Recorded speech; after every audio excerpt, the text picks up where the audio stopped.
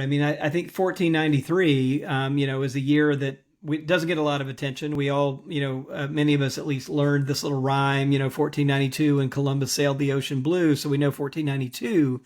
But what we don't know so much about, and I think is much more important for the trajectory that our history takes, is what happened when Columbus went back to Spain, presents himself before Ferdinand and Isabella, and gets re-equipped for a much bigger mission. And in order to do that, he and Spain want to have a kind of moral justification for what they're about to do, and that is to kind of go by conquest, to enslave people, take their land, possess the land that's already occupied, right, by indigenous people.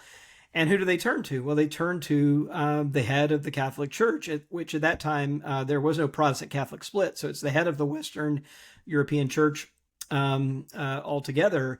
And they get this, this series of rulings in the 15th century from the head of the Christian Church in Europe it's shocking when you read it. I mean, it is, giving them permission that if they encounter any lands that are occupied by non-Christian people, and that's the key, right? That if they're non-Christian people, they have permission to take the land, occupy the land, take all the goods, steal the goods. And there's this phrase that's just seared into my head, that is also to submit them to perpetual slavery is the line that's coming from the pen of the Vatican.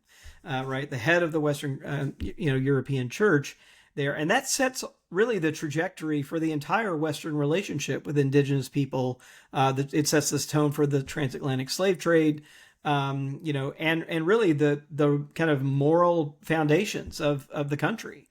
So I think that date deserves a lot more attention than it has really gotten it, because it really is where the moral compass is set.